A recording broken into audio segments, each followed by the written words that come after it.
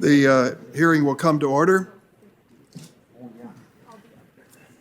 Today, the Senate is holding its first oversight hearing of the Federal Bureau of Investigation, the first since July of 2019.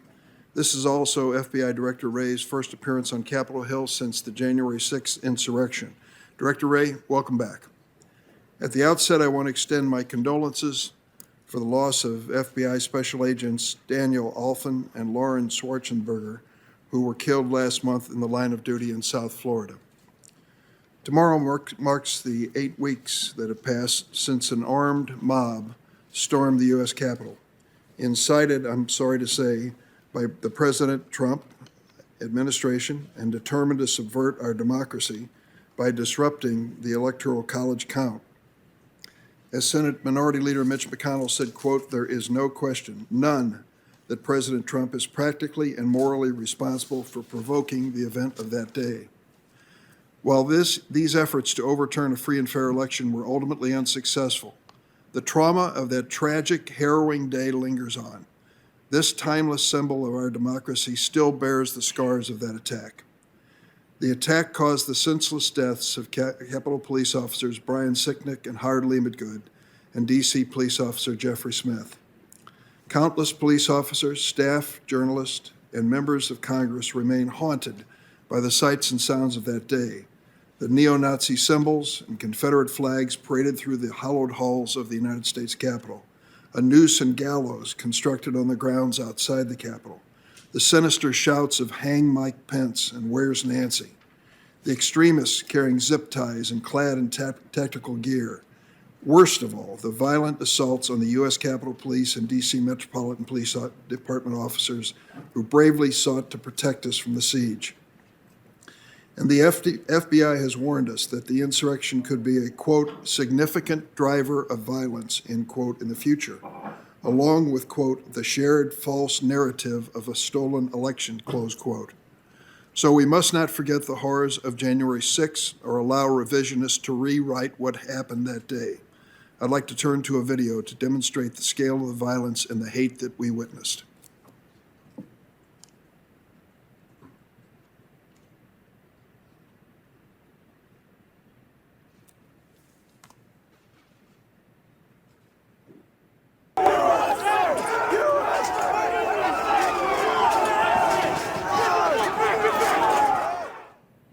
It's just a cloud of smoke, broken flag poles, everything in the rotunda just laying there on the floor.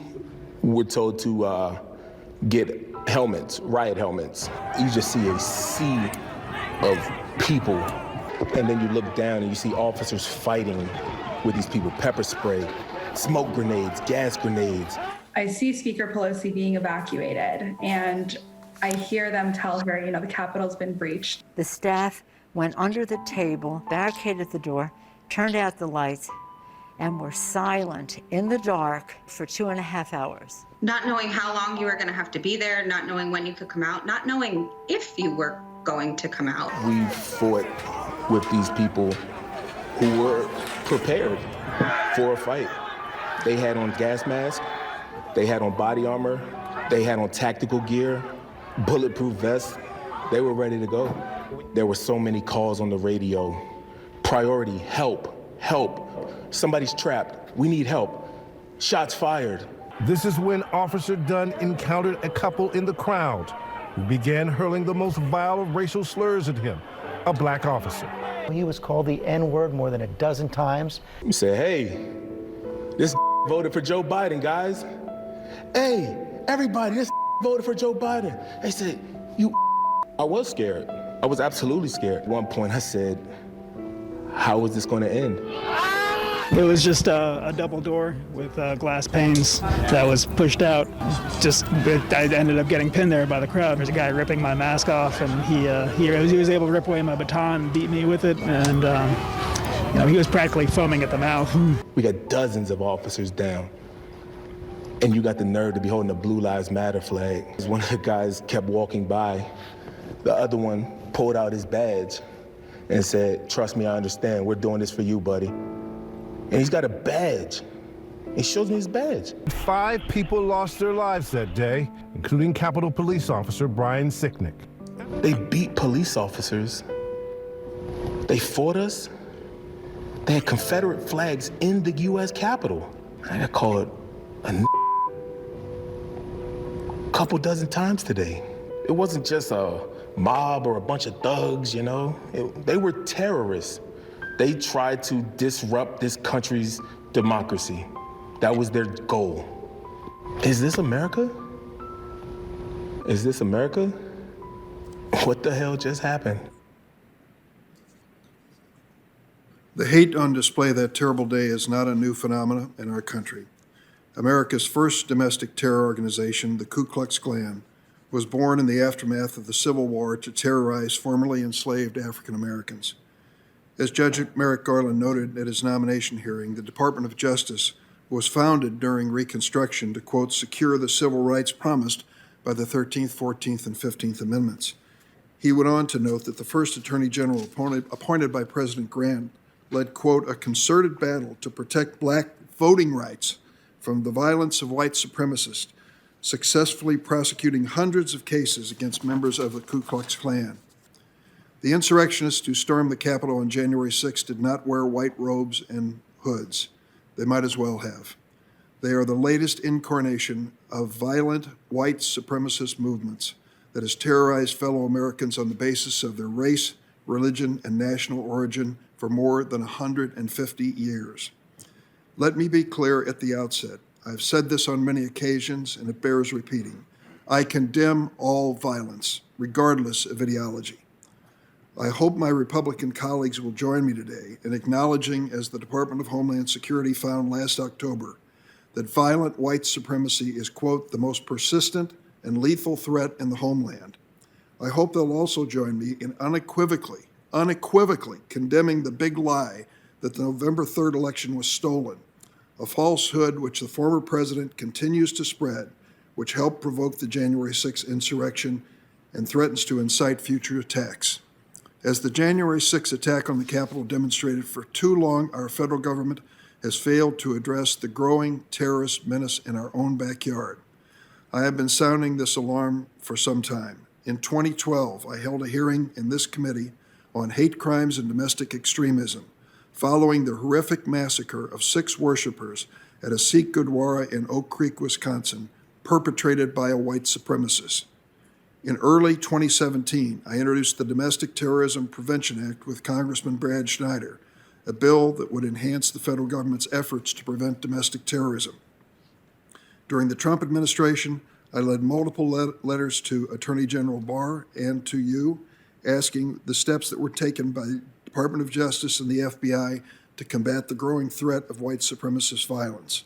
I asked why the Bureau made the inexplicable decision to stop tracking white supremacist incidents as a separate category of domestic terrorism. I'm still awaiting the response. Meanwhile, the threat posed by domestic terrorists, and in particular white supremacists and other far-right extremists, has only continued to grow. The 2015 mass shooting at Mother Emanuel AME Church in Charleston, South Carolina, where a white supremacist killed 9 members of the church.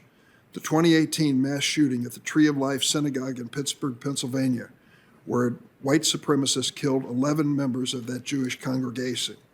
The 2019 mass shooting at the Walmart in El Paso, Texas, where a white supremacist targeted Latinos, killing 23 people, and many, many more. Far too many Americans, particularly people of color and religious minorities, worry whether their community will be next to be devastated by tragedy.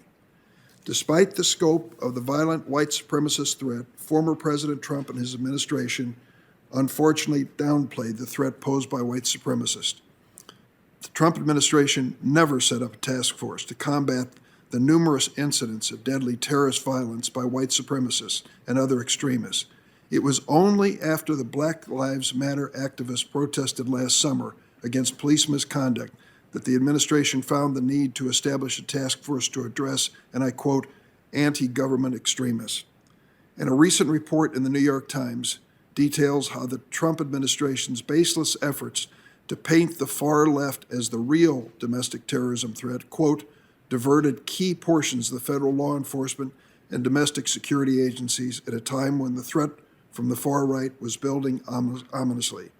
To put this challenge in context, even conservative writers believe we are now facing a constitutional crisis. For the first time ever, we have failed to have a peaceful transfer of power, and many are questioning the legitimacy of the current administration. The fact that this divisive political force is hateful and violent challenges all of us to redouble our efforts. I join my Republican colleagues unequivocally in condemning left-wing violence, but let's stop pretending that the threat of Antifa is equivalent to the white supremacist threat. Vandalizing a federal courthouse in Portland is a crime. It should be prosecuted to the full extent of the law, but it is not equivalent to a violent attempt to overturn the results of elections, nor is it equivalent to mass shootings targeting minority communities. This false equivalency is an insult to the brave police officers who were injured or lost their lives on January 6, as well as dozens of others who've been murdered in white supremacist attacks. We need to be abundantly clear that the white supremacists and other extremists are the most significant domestic terrorism threat facing the United States today. I hope everyone in this room can look at the facts and acknowledge this, and we can come together on a bipartisan basis to defeat this threat. Now I'd like to turn to Ranking Member Grassley.